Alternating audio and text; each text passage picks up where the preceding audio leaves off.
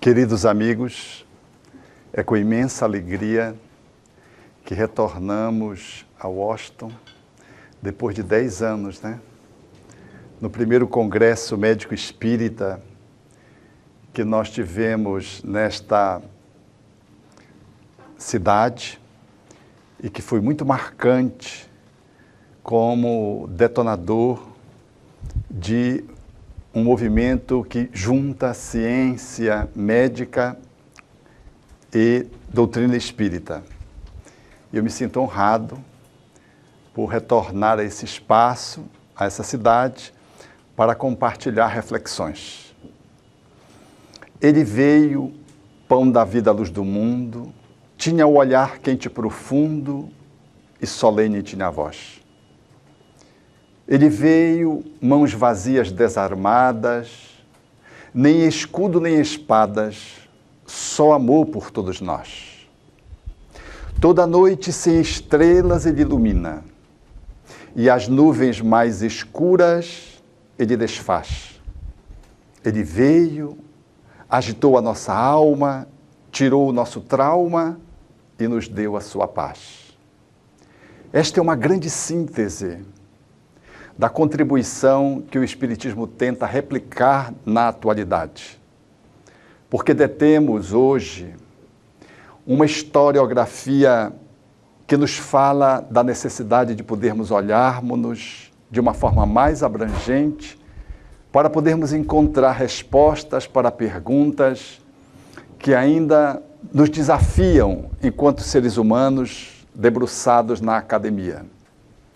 Quando a história nos traz o mergulho do grande holandês Leeuwenhoek, Anton Leeuwenhoek, multiplicando a sua aparelhagem para poder melhor enxergar o mínimo, fazendo a composição de mais de 275 lentes de aumento para enxergar aonde estava a doença e contribuindo deste modo para que pudéssemos antever o micro-organismo e o microscópio, nós vamos observar que a humanidade vem num crescendo e é compreensível que esse crescimento ele tenha se feito num ângulo, numa perspectiva. E ele foi feito em razão de que o conhecimento humano no Ocidente ele precisou experimentar uma fragmentação, porque a teologia dominava o conhecimento de forma férrea.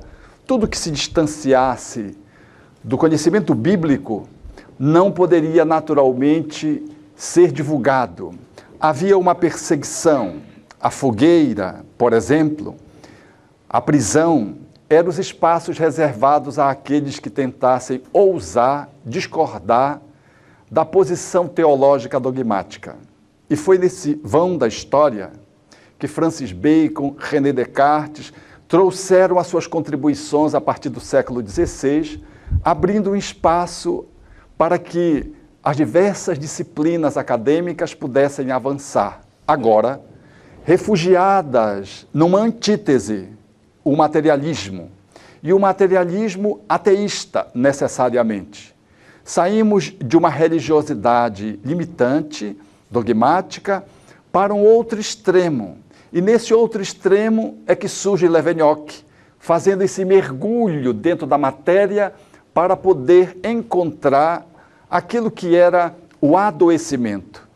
Mas Giovanni Battista Morgani, o pai da anatomopatologia, deveria, estudando os cadáveres, fazer a sua contribuição dizendo que a doença ela vinha em função da desestruturação do órgão. E ele, fazendo as necrópsias, fazia esse estudo e dava um salto de qualidade para que pudéssemos saber de onde vem que é a doença, qual a origem da patologia. Mas nesse caminho, o alemão Rudolf Virchow, o grande médico alemão, haveria de dizer, numa análise mais detalhada, de que não, de que a doença ela vem da célula. A célula adoece o órgão e o indivíduo, então, enfermo, pode morrer. Essa contribuição deveria receber um benefício ainda muito maior, porque o que fazia a pessoa adoecer? Entrevia-se os miasmas, era algo que vinha de fora, e com a contribuição de Louis Pasteur e de Robert Koch, a bacteriologia, o microscópio, abriu espaço para o estudo dos infinitesimais, para os micro-organismos. Eles é que faziam a célula, o órgão, eles faziam a patologia e agora era possível, portanto, saber a causa da doença. Nesse caminho de poder decifrar pelo que uma célula era afetada pelo micro-organismo, surgiu Gregório Mendel, que estudando a célula, pôde perceber na sua composição nuclear os genes e trouxe a contribuição, como pai da genética, de que o ser humano ele tinha nessa estrutura da célula, no núcleo e nos genes, talvez, as explicações para a vulnerabilidade da célula, do organismo, à enfermidade, às agressões e, portanto, ao adoecimento e à morte. Essa tese, que há bem pouco foi desbancada com o projeto Genoma, que estudando o mapeamento dos nossos genes, descobriu de que nós não tínhamos 100 mil genes, como era a pretensão dos cientistas a princípio. Temos aproximadamente um pouco mais de 26 mil. Algumas leguminosas têm mais do que o ser humano. O chimpanzé tem 1% a menos que o ser humano, e só. Então viu-se que a genética, ela naturalmente não explica a causalidade das doenças e nem é possível operar uma terapia gênica, porque a genética em si mesmo foi uma grande frustração daquilo que era a expectativa dos cientistas. Mas Fleming, no ano de 1928, descobriu a penicilina. Foi o grande salto para matar os micro-organismos que destruíam as células, que afetavam os órgãos, que geravam as enfermidades e que levavam à morte. Com Fleming, que ganhou o Prêmio Nobel de Medicina em 1940, em função da sua descoberta, abriu-se o espaço para a antibiótico-terapia. Hoje temos os fungicidas, que matam os fungos. Hoje temos os antivirais, numa tentativa de controlar o desenvolvimento dos vírus. E, curiosamente, esse avanço todo que nós fizemos não foi capaz de deter a enfermidade, muito embora foi capaz de controlar as epidemias, mas não foi capaz de poder trazer respostas plausíveis para erradicar a enfermidade de uma forma bastante ampla, porque hoje tem as superbactérias, as bactérias que se multiplicam, que sofrem mutações e enfrentam os antibióticos que começam a funcionar como se fosse leite para que elas pudessem se desenvolver. Como que? As bactérias grandiosas, as superbactérias, ameaçam todo o conhecimento da antibiótico-terapia, porque em função do uso abusivo dos antibióticos, há muitos micro-organismos que resistem a essa terapêutica destruidora dessas pequenas manifestações de vidas infectantes e virulentas. Assim sendo, nós estamos no impasse também porque surgiram, de uma forma muito mais intensa, as patologias degenerativas, as patologias que desafiam os aspectos da nossa defesa imunológica, processos degenerativos que surgem do nada e que a medicina até hoje não consegue explicar pelo que um organismo se autoagride num processo autoimune e entra num processo de degeneração, às vezes levando à falência sem que se nada possa fazer a não ser minimizar o sofrimento através da medicina paliativa. Esse caminho, ele vem se fazendo portentosamente, mas no âmbito mental surge ainda desafios mais avantajados. Quando Freud, no final do século XIX, início do século XX, pôde mergulhar no psiquismo e descobrir de que muitas das doenças que a gente traz, elas são originárias do nosso inconsciente. Bloqueios, inibições, castrações da nossa energia sexual. Ele focou na energia sexual. A grande contribuição de Freud foi descobrir a sexualidade infantil. E talvez a sua limitação foi reduzir todas as doenças a essa possibilidade. a psicologia freudiana, estudando as manifestações da doença através da energia de vida, a energia psíquica, a libido, que sofria resistências dos pais, do ambiente, castrações, impedimentos. E quando não soubesse fazer esse contorno, como uma fumaça jogando pela chaminé, era necessário abrir uma janela para que a fumaça, nessa metáfora, usada por ele, não pudesse intoxicar as pessoas. Essa janela era as doenças, os sintomas. Mas a análise freudiana, ela se reduziu a olhar o ser humano dentro daquele olhar materialista ateísta. Ele qualifica o psiquismo humano como sendo uma máquina. A estrutura do psiquismo humano ele chama de aparelho psíquico, porque até hoje a medicina nos olha como se fôssemos uma máquina, e os profissionais que devem atender a saúde do ser humano como se fossem técnicos, como se fossem aqueles que deveriam fazer as substituições adequadas das peças que estão, por assim dizer, comprometidas. Esse é o olhar inspirado todo no materialismo, inspirado na escola de Koch, do século II, que propõe uma análise da saúde humana dentro de uma visão mecanicista, organicista, materialista, e que vai dividindo e separando o ser humano para encontrar o defeito. Por isso, nós encontramos uma medicina cuja ponta do iceberg é a doença, e nós nos detemos nela, e o que é importante são os especialistas, aliás, os super especialistas, porque há subespecialidade. Você procura um oftalmologista para tratar o seu olho, um cardiologista para tratar do seu coração. Dependendo do problema do seu coração, você procura um subespecialista na cardiologia que vai tratar dos ritmos, ou que tem uma intervenção de natureza cirúrgica, mas só no coração, ele não opera outra área. Se é o oftalmologista e o problema é na córnea, você vai procurar um especialista na córnea. Se é na retina, no sistema nervoso, você vai procurar alguém que seja subespecialista dentro da oftalmologia em retina. Nós caminhamos para a superespecialização dentro deste horizonte técnico para encontrar a enfermidade e devolver a saúde. E o psiquismo? Onde está a doença psíquica? Se Freud trouxe esse olhar psicológico, não obstante fosse médico, e se Jung avançou fazendo esse estudo, ainda hoje nós patinamos, porque a psicologia e a psiquiatria não conseguiram avançar para além de uma vida só. Elas estão ainda, como todas as outras disciplinas, olhando a saúde humana ou a doença dentro desse olhar materialista ateísta, ou seja, nós fragmentamos o ser humano. Medicina, saúde, doença, olhada pela medicina e através das ciências que se debruçam sobre o corpo de um lado, religiosidade para o outro, filosofia para o outro e arte para o outro. Nós separamos, esquartejamos o ser humano e, por assim dizer, durante 4 para 5 séculos, nós estamos ainda precisando reencontrar esse ser humano. É nesse vão da história que nós vamos encontrar a possibilidade da contribuição espírita. Porque somente nos últimos tempos as ciências têm se aproximado do aspecto espiritual timidamente.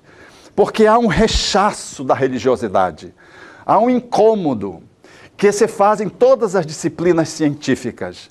Nós não podemos desconsiderar que Freud tinha razão de que a religiosidade era muito castradora do ponto de vista sexual. E as histerias nos homens e nas mulheres, elas abundavam em função desse olhar religioso castrativo.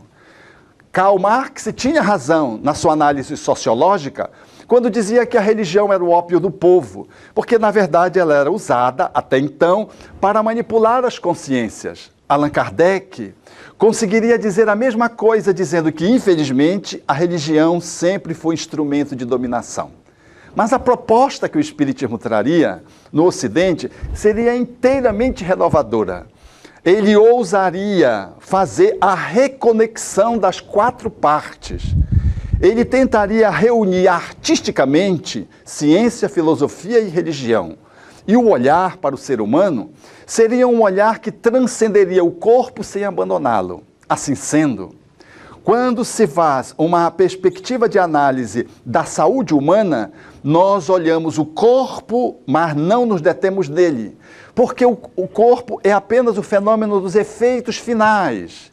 É a ponta do iceberg, é 5% daquilo que transforma-nos em seres enfermos. As ciências que cuidam da saúde, cuidam apenas da patologia, da doença, da etiologia no corpo, mas não vão além daí.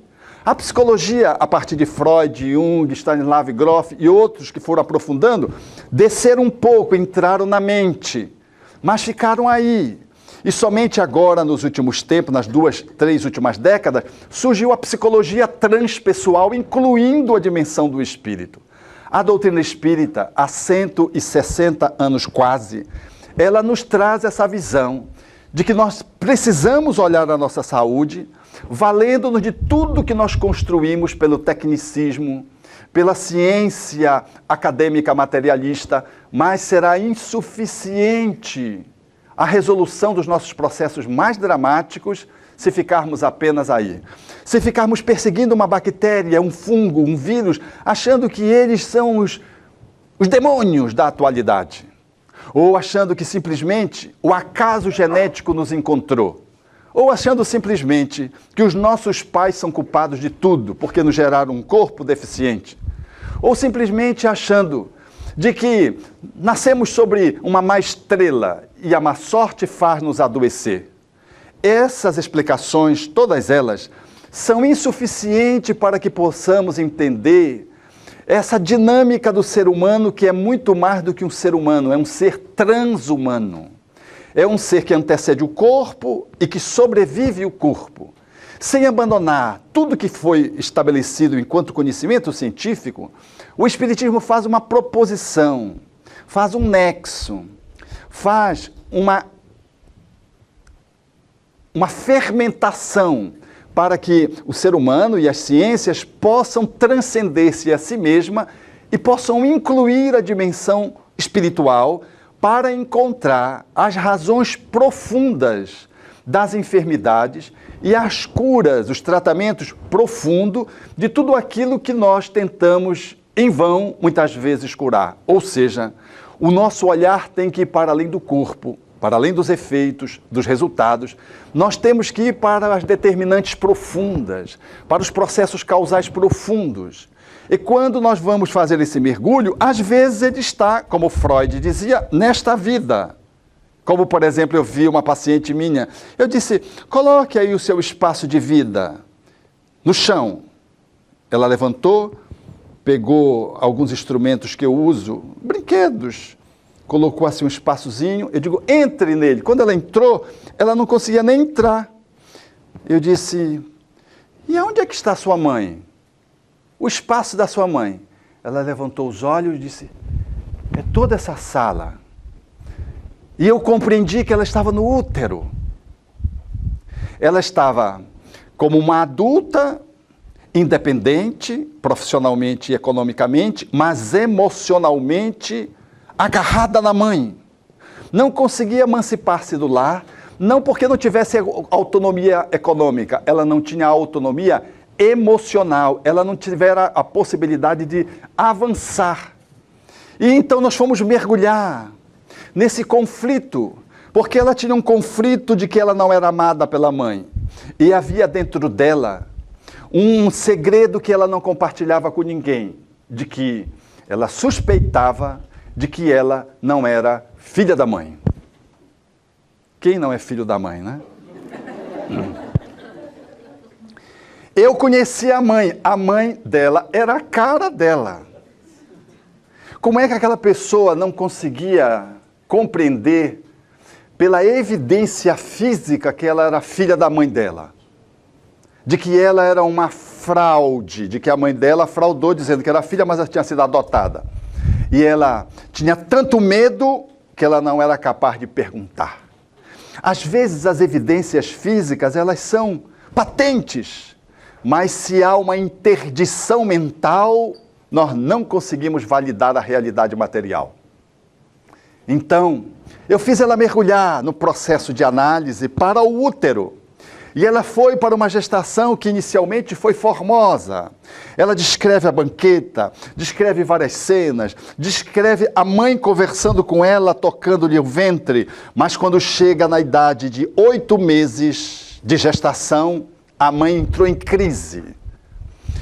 Porque na gestação anterior, a mãe tivera um filho que nasceu morto. E aí, ela, com receio de perder o filho novamente, começou a não querer que a gestação fosse adiante, com receio de que a criança morresse. E ela começou a resistir e começou a entrar numa paranoia. E ela, a criança, compartilha o psiquismo da mãe, como nós já depreendemos. Tudo que acontece no psiquismo e no organismo materno, a criança é mais do que uma testemunha, ela é um co-participante.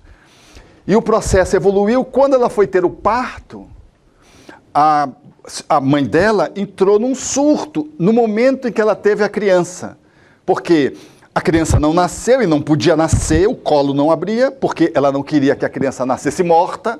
Ela já estava num processo psiquiátrico, por assim dizer, e quando o obstetra fez a intervenção de natureza cesariana, quando tirou a criança, e quando colocou a criança para ela empurrou a criança e disse: essa não é a minha filha morreu.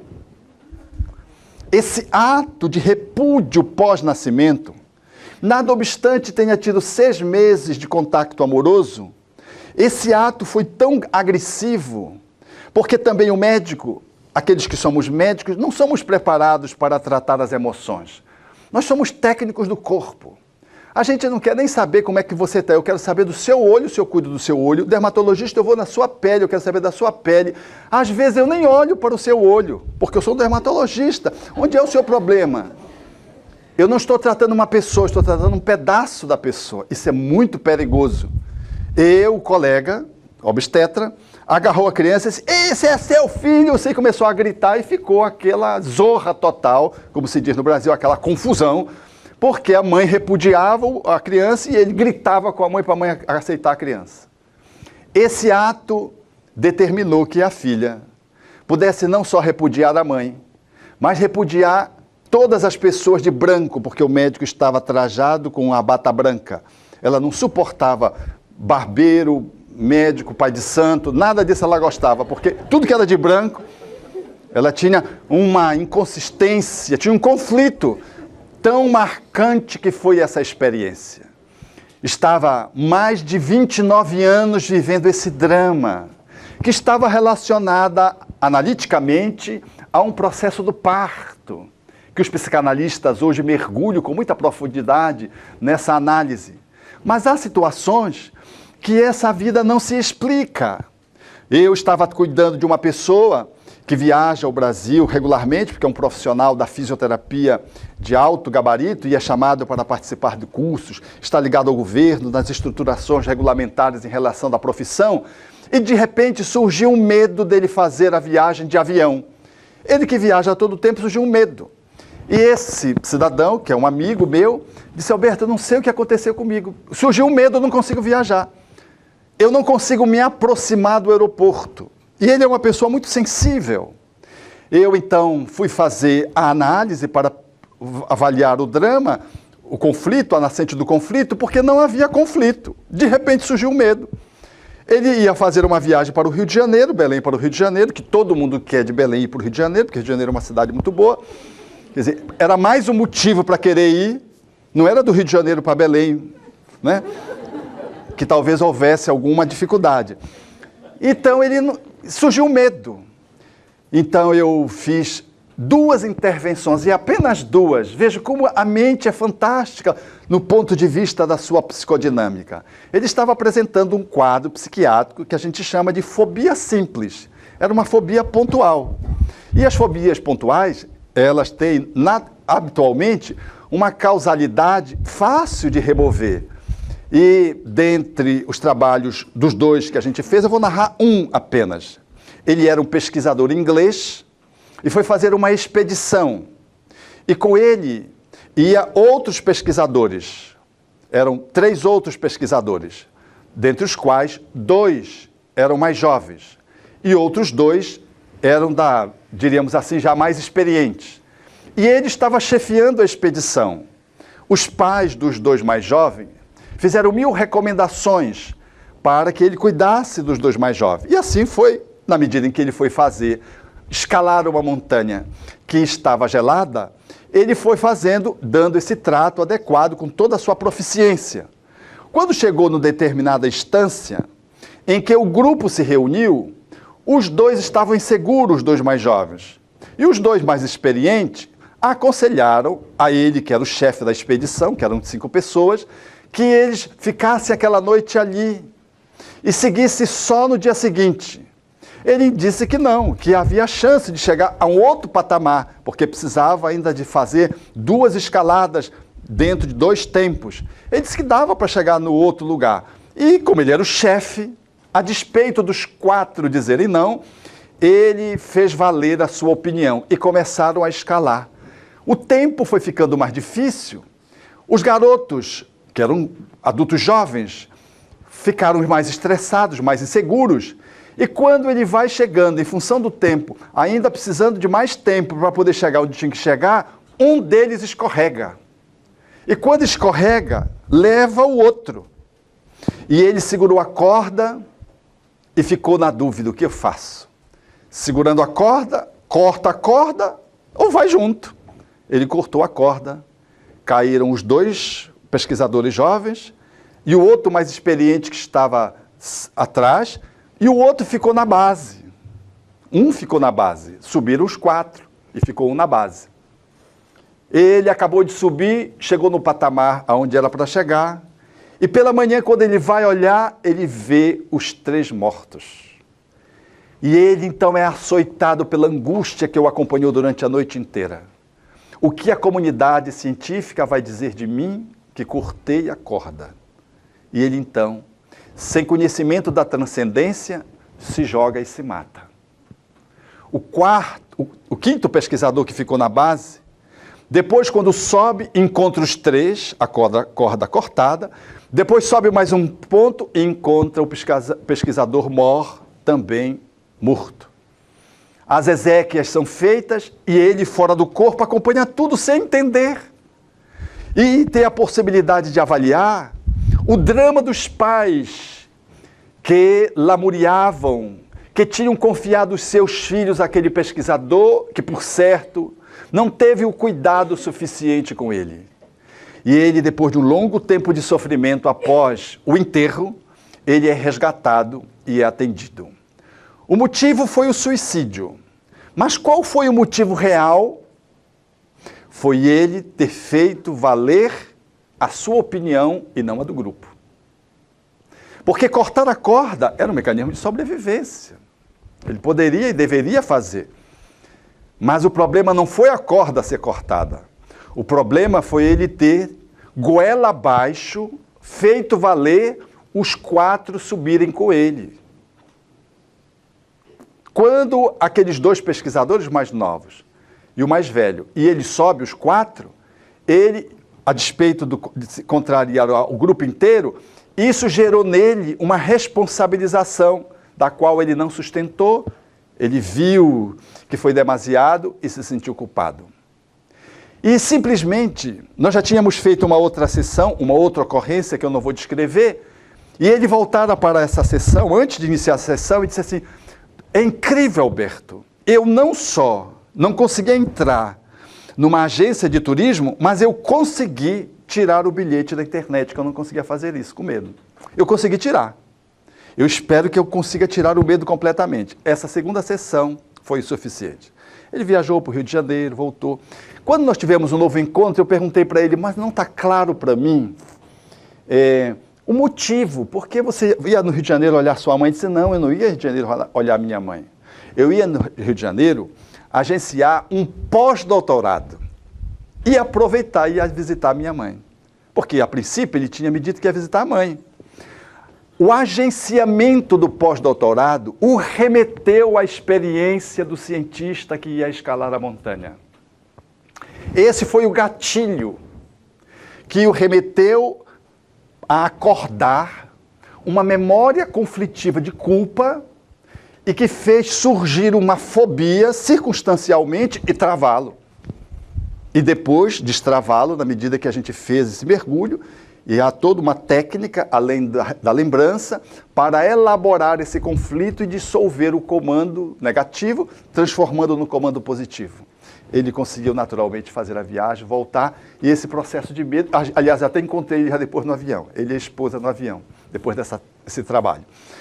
Esse olhar nos fala de que o nosso psiquismo é infindável, e só esse olhar da reencarnação faz-nos entender as patologias mais simples de alguém que tem uma trava em função de um problema dessa vida, ou de patologias mais simples ou mais complexas, que tem uma trava que está relacionada a uma experiência de vida anterior ou a várias experiências de vida anterior.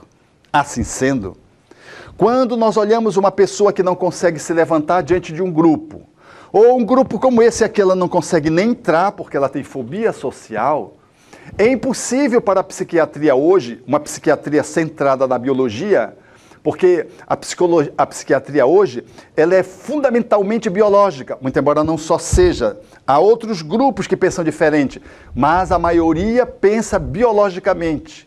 E o olhar, por ser biológico, tem que se tratar o cérebro, e fica fundamentado só no remédio. Então, esse olhar de que o ser humano adoece porque o sistema nervoso está doente, ele contradiz na atenção básica de saúde, quando a principal queixa, pasmem, são somatizações. É a mente que somatiza e a pessoa adoece. A psiquiatria pensa exatamente ao contrário, fazendo-nos entender de que a mente adoeceu porque o cérebro adoeceu. Há uma contradição aí que é própria de uma visão do ser humano olhado só do ponto de vista materialista. Então, a psiquiatria, ela olha o ser humano numa vida só. Como é que explica uma fobia social? Faz-se análise, mergulha-se nas psicoterapias tradicionais e não consegue-se saber a causa. E se reduz os efeitos, apoiados com um apoio psicoterapêutico com medicamento, e às vezes consegue-se resultados precários, dependendo da intensidade da fobia social. A pessoa não consegue estar num grupo, não consegue se levantar na escola e fazer uma fala para um grupo de 10 pessoas, não consegue ir a um aniversário onde tenha muitas pessoas. Ela traz dentro de si, no olhar espiritista, uma sequela ou um adoecimento, uma chaga que ainda não curou, e que faz com que ela trave por mecanismos de autoproteção. São pessoas que habitualmente lesaram grupos, tiveram atitudes delinquentes, usurparam da crença dos outros como um mal religioso, fizeram a expropriação pública como um político e assaltaram os cofres públicos, lesando a população que o elegeu. São pessoas que se comprometeram publicamente e não foram justiçadas. Não tiveram, portanto, a justiça que se lhes alcançasse. Agora ela vem e quando vê o público, parece que ela vai ficar presa, parece que ela vai ser descoberta. Então, como mecanismo de defesa, ela recua. É o processo de culpabilidade que faz com que ela recue para evitar ser descoberta, porque a sua consciência lhe diz de que ela infringiu uma lei cósmica de cooperação. Ela usou de má fé.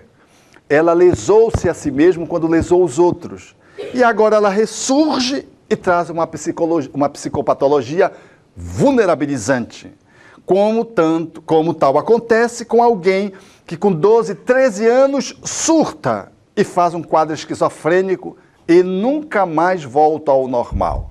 A esquizofrenia hebefrênica, essa que surge na fase da adolescência, é a mais invasiva.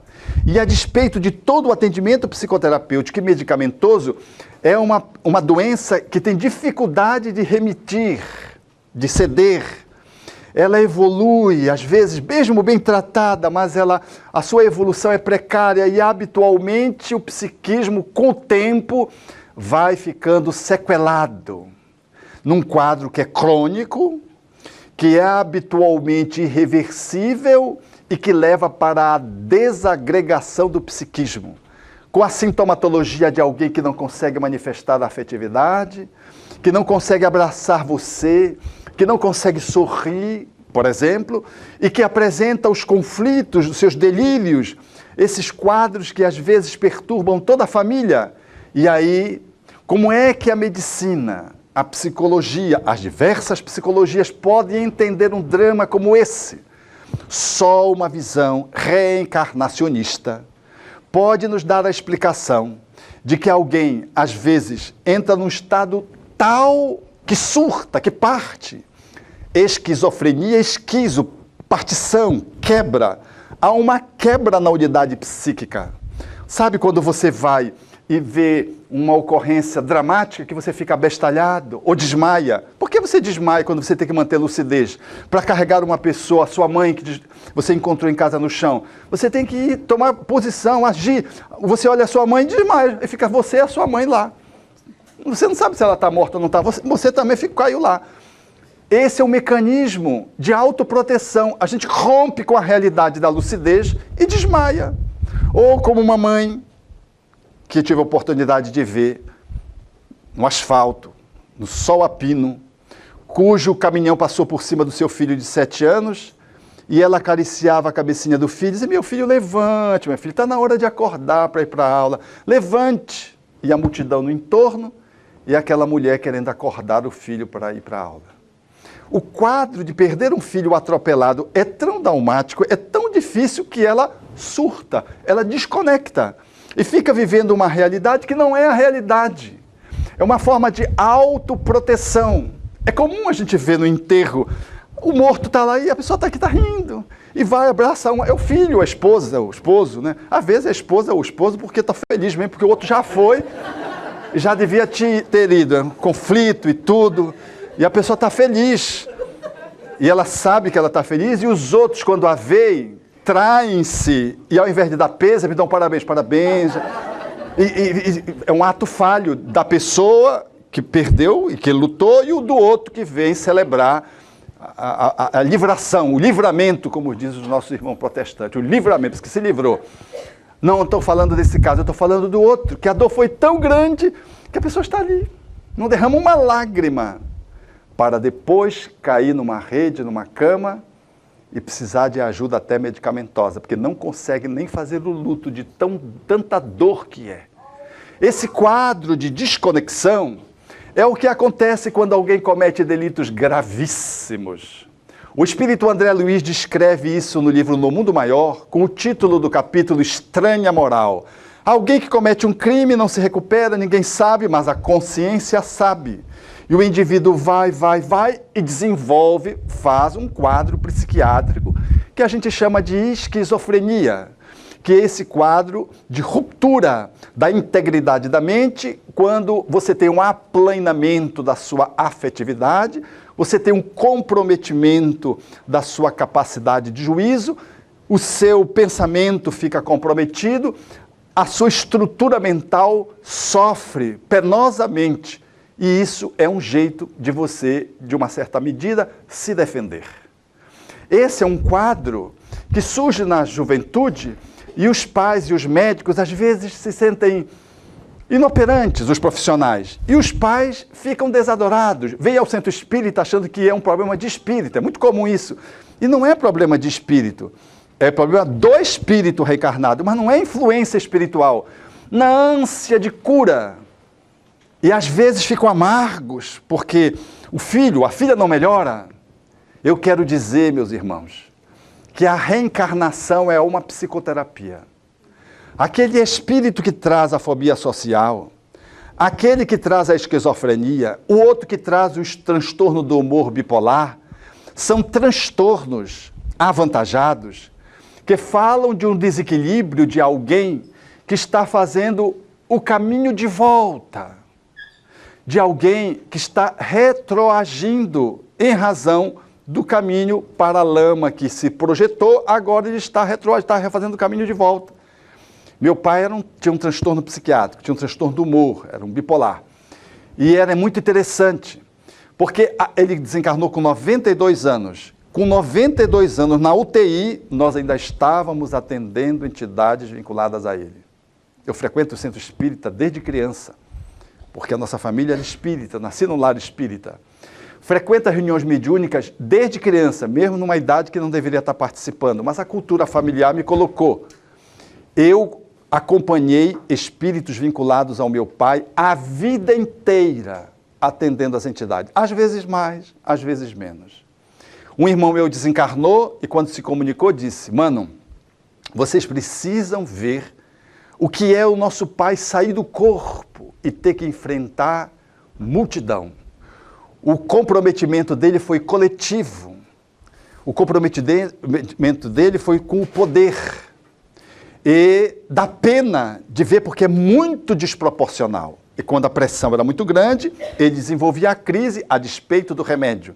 E só reduzia quando a gente entrava com o apoio espírita ao lado do remédio e reduzíamos as interferências espirituais, que eram atendidas em grupo, e muitos espíritos em cada reunião, e aí passes, água fluidificada, e aí ele voltava para o eixo e ficava mais estável. Depois ia para a sua depressãozinha, depois voltava para o normal, e quando ele desequilibrava de novo, ele queria logo ser, sabe o quê? Presidente da República. Ele não queria ser vereador, não. Nem prefeito, ele queria ser o presidente da República. Ele dizia, vocês vão me ver subindo no Planalto. Eu digo, papai já surtou de novo. E já tinha surtado. Ele tinha comprometimento com o poder. E nasceu com uma deficiência física, que muitos hoje, até hoje, não sabem explicar. Se você consulta a embriologia, andrologia, medicina fetal, ninguém sabe explicar pelo que nasce uma pessoa com uma doença congênita. Hereditária, você tem os elementos hereditários e ainda pode argumentar. Mas congênita, porque uma pessoa nasceu uma mão, meu pai nasceu torto do lado direito, a mãozinha, o pezinho, e aí a gente conversava com ele, mas por que eu nasci assim? Meu pai, o senhor aprontou demais. E nasceu assim. Aí a minha mãe disse, foi você quem pediu. Ele disse, eu vou pedir para vir torto. De fato, ele não pediu, foi imposto. Porque ele usurpou. Então ele veio assim, disse, pai, foi Deus que não queria perder você de vista, porque você foi muito peralta na outra. Nessa ele diminuiu a peraltice, diminuindo a sua mobilidade física. Mas não era suficiente, ele veio com um adoecimento mental. E quando, do seu adoecimento mental, quando ele entrava em crise, o exercício do poder brotava dentro dele. Num evangelho no lar, eu disse, pai, se o senhor pudesse ter feito o caminho escolar que o senhor tanto desejou fazer, o que é que o senhor ia ser? Desembargador. Quer dizer, ele não ia ser um operador do direito, um advogado, ele ia ser desembargador, que é o teto. Só faltava ele dizer juiz do Supremo Tribunal Federal. Porque se ele podia ser presidente, ele podia ser juiz do Supremo. E eu disse, nesse dia, e se o senhor fosse o desembargador, que seria de nós? Vocês estariam tudo perdidos. Ele tinha uma compreensão, ao mesmo tempo, de que o dinheiro para uma família que éramos 7, 8 depois, que chegou uma depois de acréscimo via da adoção, de que o exercício da pobreza era terapia para a família inteira. E de que muito dinheiro deveria fazer a família se perder inteira. Ele tinha essa consciência do planejamento espiritual dele. Mas ele tinha a imposição da lei para que ele trouxesse a deficiência, que estava no psiquismo, estava no corpo, a fim de que ele pudesse aproveitar a encarnação. Não castigo divino. Não é nenhum espírito que chega, vamos alterar ele aqui agora. Não é assim. É o próprio psiquismo que lesa a si próprio, lesa o corpo perispiritual e quando vai modelar o corpo físico, traz a alteração congênita. E traz a alteração do metabolismo cerebral. O metabolismo cerebral alterado é consequência, não é causa. É lógico que se você tem uma infecção e atinge o cérebro, afeta o psiquismo. Se você tomar uma dose de LSD, afeta o seu espírito. Se você tomar álcool, você fica bonzão, já fica gritando, você que tem fobia social, já vai subir numa mesa e já vai esquecer da fobia social e vai começar a cantar, a falar. Afeta o cérebro, uma substância química, afeta. E perturba o espírito, perturba. E foi isso que Allan Kardec teve o primor de fazer. mostrando que o espírito, ele determina o corpo e que o corpo impacta o espírito. Ele influencia o espírito e por isso nós precisamos tomar remédio quando é necessário tomar remédio. Por isso que a medicina, com todo o seu arcabouço, seu arsenal terapêutico, ela é importante. É por isso que existe o bisturi. Porque um tumor no cérebro, um aneurisma, por exemplo, que esteja comprimido uma determinada área, ele precisa ser tirado, porque ele comprime e dá repercussão na alma. E a pessoa começa a perder a memória, já começa a entrar sonolento. Outro dia eu vi um amigo da área de saúde, um farmacêutico, começou a entrar em sono, foi ao neurologista, não era nada, e foi ao neurologista de novo, fez os exames, não era nada, fez eletroencefalograma, não era nada, e ao ponto de ele chegar na parada no semáforo, dormir. Como se tivesse um quadro de narcolepsia. E estava participando da reunião mediúnica e um espírito amigo disse, vá ao neurologista e peça que ele solicite uma tomografia computadorizada.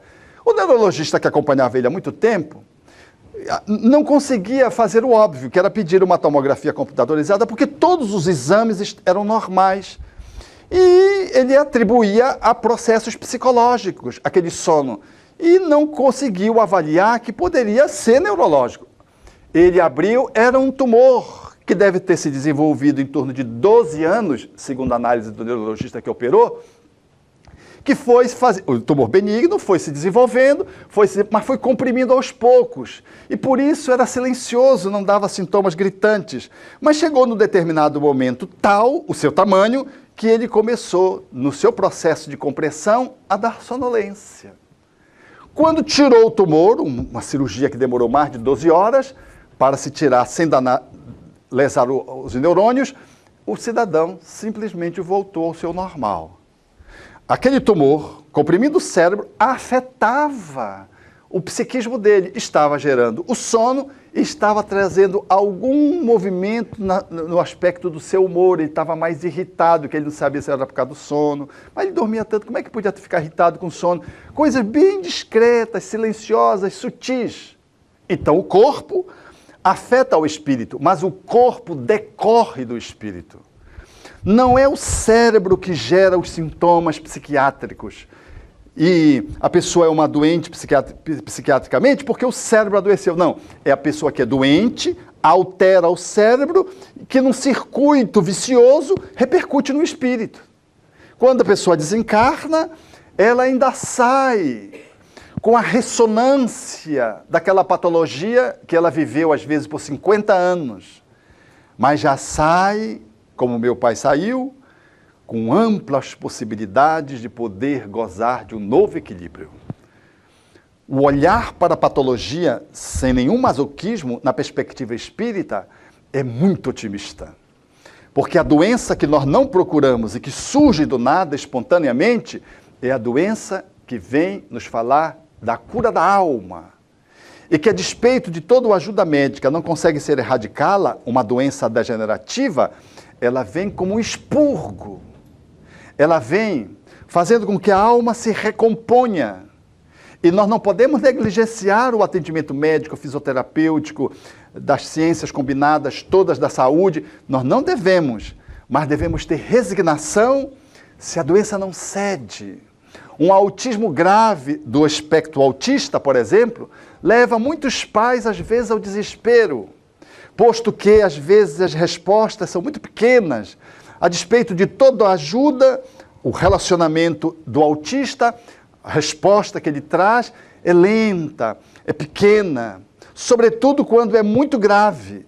Mas quando tem o conhecimento espírita, sem negligenciarmos todos os atendimentos que podem e devem ser feitos, nós precisamos valorizar de que aquele corpo e aquela reencarnação, ela é uma encarnação vitoriosa.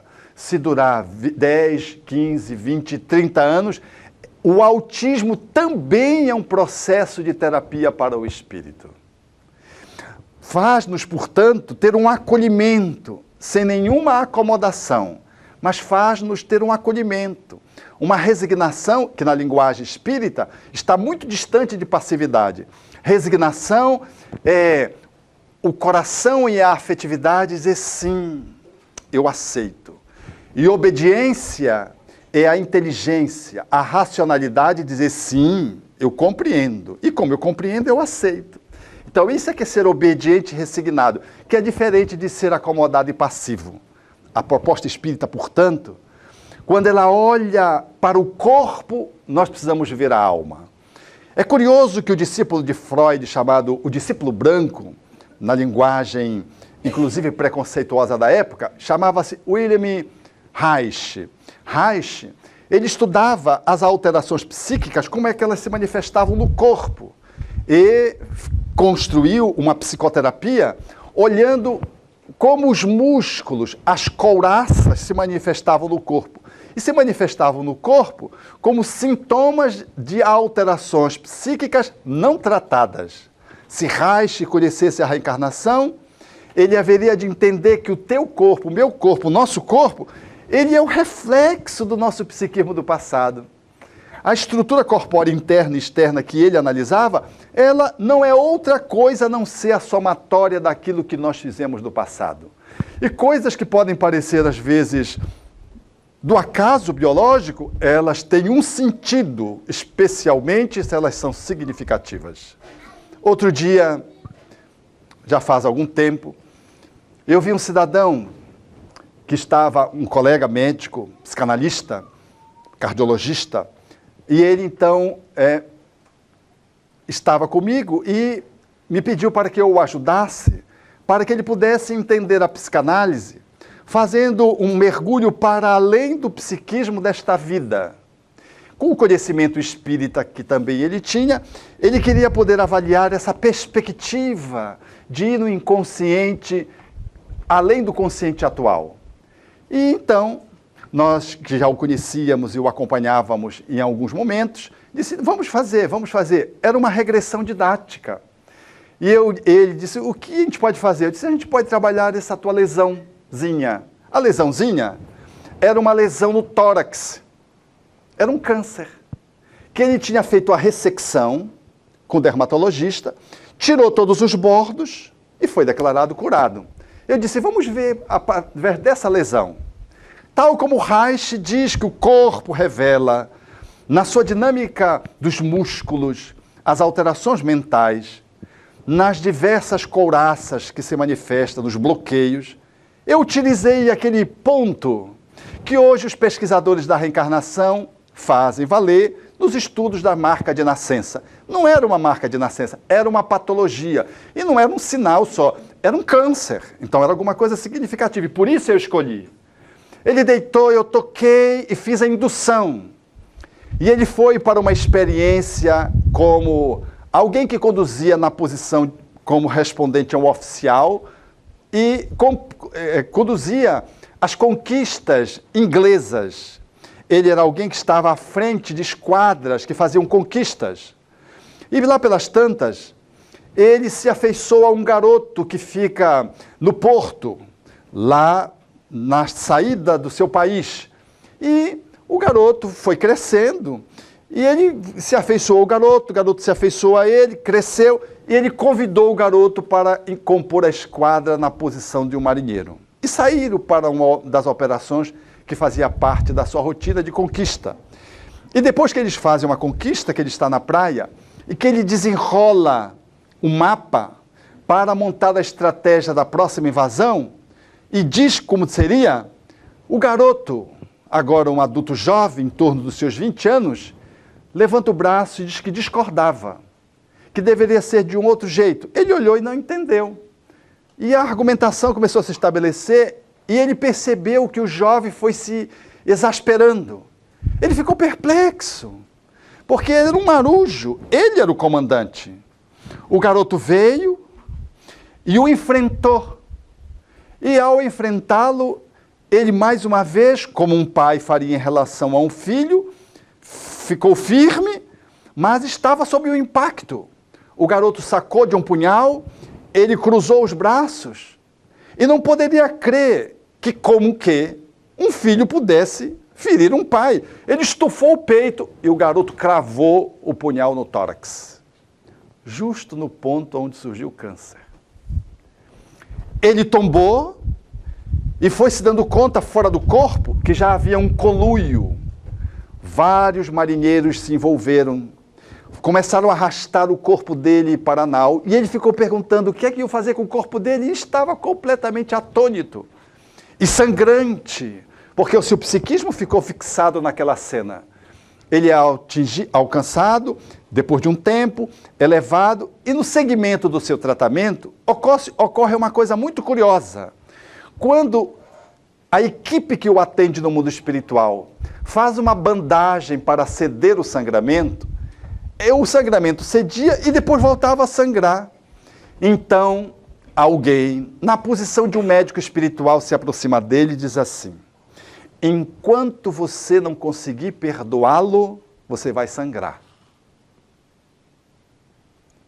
E ele argumenta: mas eu não tenho razão. Ele disse sim e não.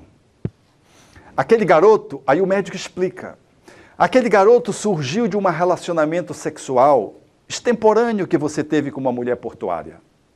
A mulher se aproximou e disse para você que você era o pai da criança. Mas, naturalmente, como era uma mulher de uma vida, você não aceitou a ideia de que pudesse ser o pai. Ela, quando a criança nasceu, mostrava quem era o pai. A criança foi crescendo apaixonada por você. E, ao mesmo tempo, foi surgindo um ódio proporcional ao amor que ela tinha por você, porque era o pai que rejeitou. Era o conflito do pai que eu amo e do pai que eu odeio porque esse pai não me quis. Esse processo desequilibrou e ele meteu o punhal em você, matando o pai que não o acolheu. O psicanalista saiu do transe, finalizando o transe, e chorou muito, chorou muito.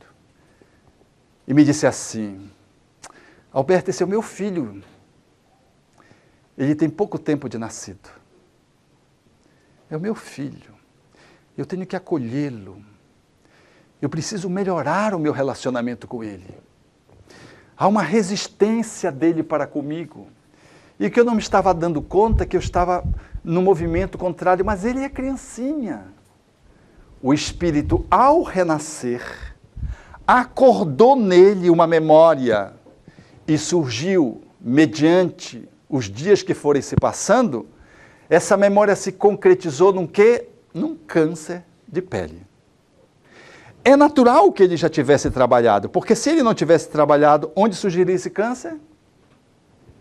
Talvez no pulmão. Um câncer não surge de graça.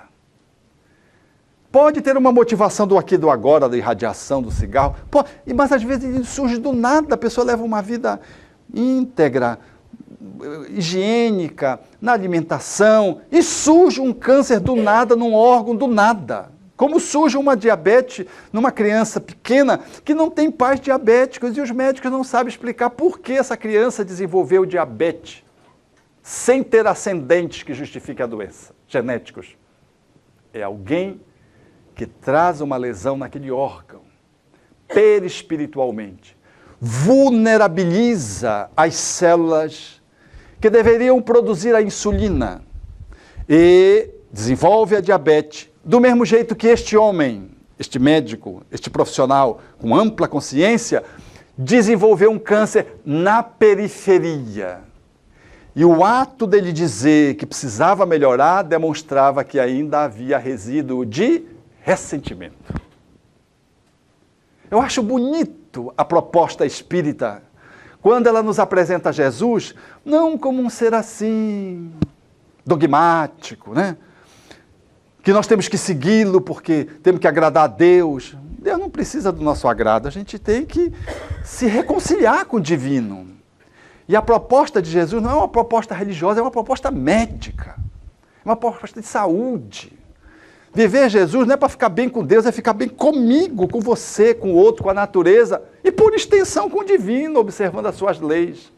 Não perdoar é um problema de saúde mental, porque uma esquizofrenia não vem senão através de uma culpa intoxicante, que às vezes revela que eu cometi um crime e às vezes me matei, às vezes é um homicídio seguido de suicídio, gerando uma esquizofrenia, como dizia Chico Xavier. fazendo a análise das múltiplas possibilidades que podem gerar uma patologia. Assim sendo, na medida que nós vamos penetrando a doutrina espírita, essa ciência que se debruça sobre o espírito, portanto, a fonte profunda, nós vamos entendendo de que as nossas encrencas que surgem no corpo e na mente, elas são metáforas que nos chamam a atenção de que a gente não conseguiu escoar a fumaça que Freud diria pela chaminé e abrimos uma janela, que às vezes é a patologia mental, às vezes é o câncer, às vezes é a fobia, às vezes é a diabetes, às vezes é o processo degenerativo. E de que isso não deve ser olhado como uma maldição, não deve ser olhado com ódio para os pais, para o corpo, deve ser olhado como uma bênção, que temos que acolher e responder a essa metáfora adequadamente, porque toda patologia é um convite ao aprendizado que foi negligenciado. Toda doença faz-nos crescer e acordar para uma realidade maior. Quantos de nós, depois que perde um órgão, quantas mulheres, depois que perde um seio, voltam a viver melhor do que viviam antes? Sem nenhum masoquismo. Por que elas voltam a viver? É porque elas fizeram um movimento de reitineramento da existência depois de uma patologia grave. Acorda-se. Quantos de nós, quando olhamos para uma doença e nos revoltamos, deixamos de aproveitar o ensinamento que ela traz e às vezes mergulhamos numa revolta e desencarnamos em estado lamentável. O Espiritismo vem em apoio às ciências psíquicas e às ciências biológicas para nos devolver a possibilidade de nos encontrarmos um com o outro numa relação de amorosidade negligenciada. E, por isso, convertida em ódio, revolta, ressentimento, mágoas profundas, remorsos, culpas. E isso, se não resolvido em tempo, isso nós carregamos esse lixo e é da natureza que esse lixo fumacento tem que sair por algum lugar. E às vezes não é uma janela, é uma porta que a gente se abre. Nasce e a patologia não deixa a gente completar, às vezes, 1 ano. Nasce com uma trissomia de Patau, por exemplo, e vive 2 dias, 3 dias e morre. Para a medicina, devia abortar essa criança. Foi diagnosticado intraútero. Para nós, médicos espíritas, isso é uma bênção. Foi 9 anos de tratamento, mais 2 dias. Mais 2 dias. Para uma cura espiritual.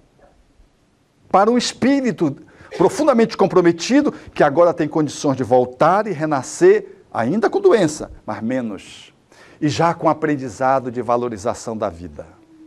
Assim sendo, caríssimos amigos, o Espiritismo vem ao nosso encontro hoje, nesta noite, para abrir um espaço de reflexão sobre o que nós estamos fazendo em relação às PIVIDs que nós temos. O que é que nós estamos fazendo com os desafios de cuidar da nossa saúde? Como dizia uma senhora outro dia que eu examinei tudo normal. Ela disse, doutor, isso é um problema. Eu disse, como um problema? Ela disse, sim, eu tenho 87 anos, não tenho nada. Então, o meu filho, como é que vai ser? Como é que eu vou morrer? Como é que o meu filho... Ela preocupada porque ela tinha muita saúde. Não tinha nada, a saúde estava bem, o peso estava bem, a pressão estava boa. E ela ficou assim, quase admirada, porque não tinha nenhuma doença. Eu digo, dê graças a Deus que a senhora não tem a doença.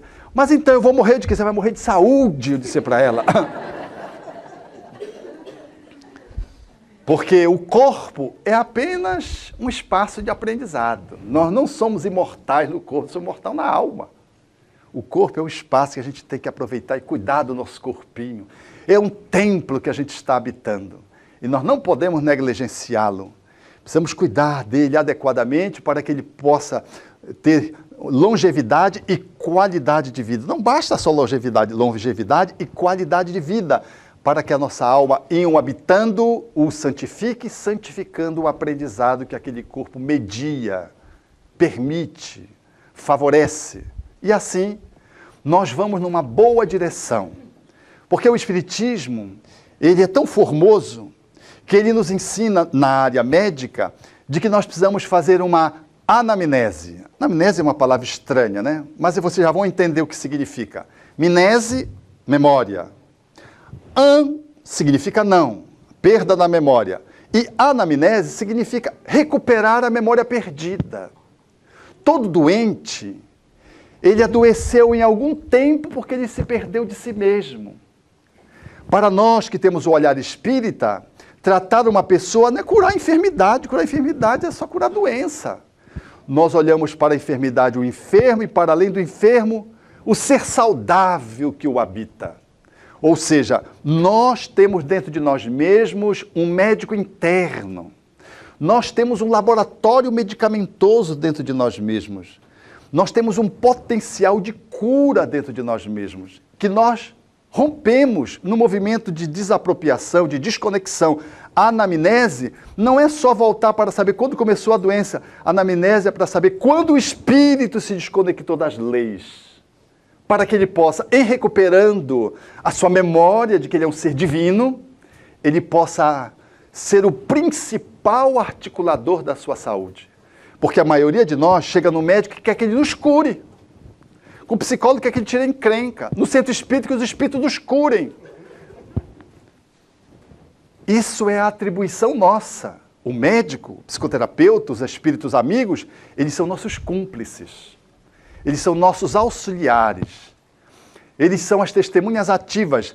Mas o articulador, o sujeito, o médico o efetivo de você é você, da sua saúde. Não transfira a ninguém. E é por isso que Jesus, quando curava aquele cidadão, disse, não tornes a errar para que não te aconteça coisa pior. Era um processo de chamamento para a anamnese. Que ele fizesse a anamnese. Para que ele pudesse recuperar dentro dele de que ele é um ser cósmico, divino. De que nós não nascemos para gerar enfermidade. Enfermidade foi escolha nossa, não é de Deus. Então, o convite nesta noite é para que possamos abrir a alma para nós mesmos, para auscultar o Cristo interno, do qual nós nos desconectamos, e perdido de nós mesmos, do nosso sagrado, nós seguimos descaminhos e adoecemos, com alguns cúmplices que hoje surgem como familiares, coparticipando das nossas enfermidades.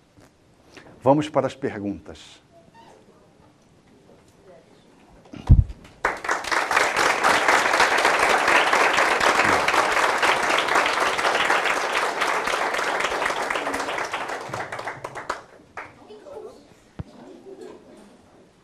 Aproveitem para fazer as perguntas. Quer dizer, Diego, você utiliza a regressão, né, como uma ferramenta para cura também, não? Para ajudar o outro a se curar. É. É um instrumento válido.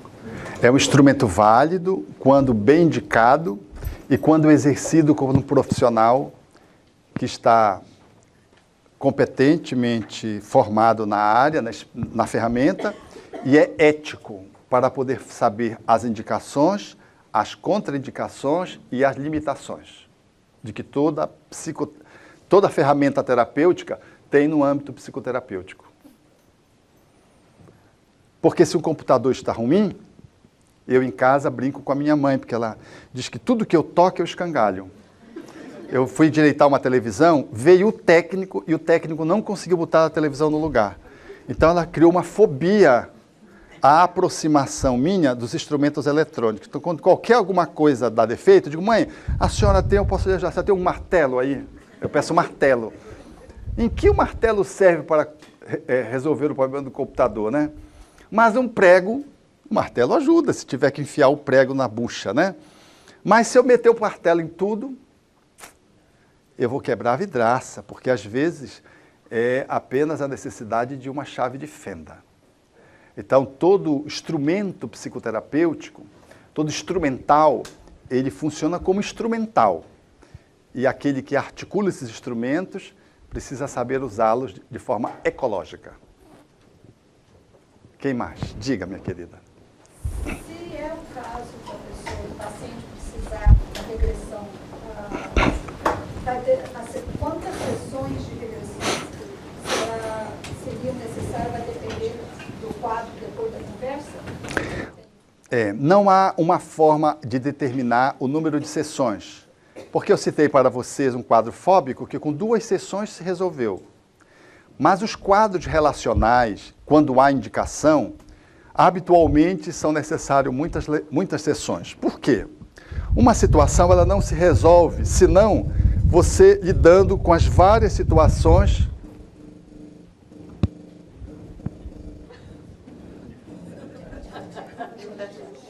Realmente, isso toca escangalho mesmo. Tem o martelo aí para... Não é a pilha, por isso que eu disse para você, não. É a pilha, porque eu fico pilhado, eu tiro toda a energia da pilha. Então, quando uma situação é complexa, ela envolve um conteúdo que tem várias experiências relacionadas. Então a pessoa vai para uma experiência menor, a experiência matriz, raramente a pessoa vai de primeira.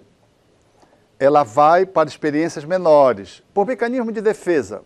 Ela vai enfraquecendo, até que desaparece o conteúdo. Agora, o número de sessões não é possível precisar. Eu acho que acabou isso aqui. Que já deu. Isso aqui já deu. Então, você entendeu, né? Então é assim. Então, não pode. Como há o processo da contraindicação, eu quero até aproveitar e dizer, porque as pessoas têm uma fantasia de que regressão vai resolver tudo. E a maioria vai lá para saber quem importante que foi. Olha, gente importante foram poucas na humanidade. Históricas, pouquíssimas. E importantes são poucos. Vê a gente é importante hoje, a gente é um pé de chinelo. E assim é a maioria da humanidade. Ninguém quer ser um braçal, um campesino. A gente quer saber se foi um rei, uma rainha, um faraó. Mera curiosidade que o Espírito Emmanuel nos chamou a atenção, de forma muito solene, de que o esquecimento proposto pelos Espíritos Allan Kardec é uma bênção. Mas as pessoas que procuram, querem saber, pelo menos, fui contemporâneo de Jesus. Quer dizer, quando não consegue ser nada, ela quer ser contemporâneo de Jesus. É um atendimento egóico, não é um atendimento psicoterapêutico de tratamento de cura. Ou então, algumas pessoas querem saber o que o pai fez, o que a mãe fez, para depois que eles sabem dizer, está vendo, o senhor fez isso, fez aquilo, para se vingar. Então, nós precisamos tomar muito cuidado que a abordagem da regressão de memória é uma intervenção psicoterapêutica.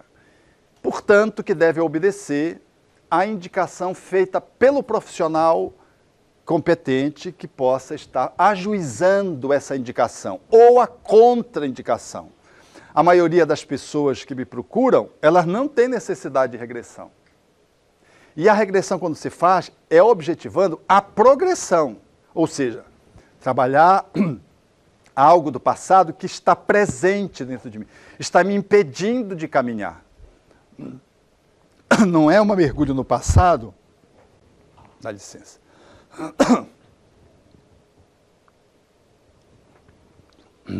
Não é um mergulho do passado puro e simples.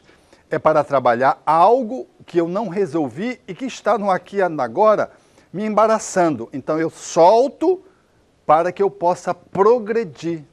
Esse é o objetivo da regressão de memória, a progressão da pessoa. Pois não. Técnica que o senhor usa para a regressão. Eu vi às vezes na televisão isso faz hipnotismo ou uma coisa mais leve, técnica empregada para levar a pessoa a lembrar coisas. Há várias técnicas, várias formas de fazer uma pessoa regredir. Todas elas tendem a ser condutoras para que o indivíduo amplie seu estado de consciência. Não é aquela hipnose tradicional, standard, em que a pessoa vai e que funciona apenas para demonstrações públicas, para mostrar como o nosso psiquismo funciona, porque essa não é de efeitos terapêuticos. A regressão de memória, ela funciona no estado hipnoidal, ou seja, uma indução que permite com que a pessoa abra o espaço mental de vigília, ampliando a sua consciência, e essa consciência ampliada, ela permite que você possa acessar conteúdos de memórias profundos. Do mesmo jeito que durante o sono, a gente pode ampliar a consciência quando dorme, desconecta-se do corpo, e pode ter lembranças durante o sono. Ou se você estiver meditando, você pode ter lembranças durante o estado de meditação e pode lembrar. Ou se você estiver num transe mediúnico, você for um médium de psicofonia, por exemplo, quando você faz um transe, você está no estado ampliado de consciência. Se aquele espírito é um espírito vinculado a você, ele sai e você fica lá lembrando do passado. Fica lá regredido. Ou mesmo, quando você, no estado de transe na reunião mediúnica, relaxa, amplia o estado de consciência, você pode ter lembranças. Então, essas lembranças, elas se dão quando a gente amplia a nossa capacidade de busca desses arquivos profundos. No âmbito psicoterapêutico, há várias técnicas de indução para ajudar essa pessoa a fazer essa conexão. Pois não. O senhor disse que a esquizofrenia no jovem é muito grave, muito acentuada. E a oração deve ser feita para a pessoa esquizofrênica, para que ela supere, ou para o espírito que afetou. Normalmente o esquizofrênico, secundariamente, tem inimigos que ele lesou. E se ele tem inimigos, os inimigos que se aproximam dele, como se aproximavam do meu pai com transtorno do humor, agravam o processo. A oração, a frequência ao centro espírita, o evangelho no lar, o cultivo em casa da boa palavra, da boa convivência, o trato adequado, cria um ambiente espiritual de favorecimento e de proteção do enfermo e de ajuda aos nossos irmãos que foram prejudicados. Quando eu disse que meu pai, com 92 anos, na UTI, ainda estávamos atendendo as entidades que queriam sufocá-lo na UTI, com raiva dele, nós estávamos atendendo os nossos irmãos que ele prejudicou como parte do processo de resgate dele. Mas a esquizofrenia não é uma doença determinada pelo espírito, não é um quadro cuja obsessão foi a causa que gerou a obsessão. Porque nós temos que fazer bem essa diferença. A doença mental da pessoa e as conexões espirituais que ela faz dos seus inimigos ou das sintonias que ela estabelece secundariamente, configurando um quadro obsessivo secundário. Isso é uma coisa. E a outra coisa, a pessoa entra num quadro de obsessão e faz um desarranjo mental por um tempo, por um período, que sugere um quadro de esquizofrenia, que o médico olha e pensa que é esquizofrenia. E medica como esquizofrenia. Não é esquizofrenia, é obsessão, alterou o psiquismo da pessoa por uma interferência espiritual e a pessoa está fazendo um quadro esquizoide de humor ou um quadro que simula esquizofrenia, mas não é esquizofrenia. Quando ele trata a obsessão, que é o quadro base, o quadro primário, a esquizofrenia cede. Por isso que o psiquiatra de bom senso, ele nunca dá um diagnóstico de esquizofrenia. Ele espera 2 anos. Por quê? Porque de repente ele diz que é esquizofrenia, tem os sintomas da esquizofrenia e de repente a pessoa cura. Então o que é que ele pensa? Essa pessoa simulou e me enganou. Ele não conhece espiritismo. Então ele vai para o âmbito de que houve um processo de falseamento na informação. E ele tem razão, se ele é materialista, ele não conhece os problemas espirituais. Mas se ele conhece, e hoje a psiquiatria já tem avançado, ainda que timidamente, para considerar que há patologias que simulam a esquizofrenia, que são as interferências espirituais, de que há determinadas patologias psiquiátricas, de que você tem que avaliar se a pessoa está num conjunto de vivência, num ambiente religioso, e que pode sugerir aquele quadro que a pessoa, portanto, não mereça aquele diagnóstico.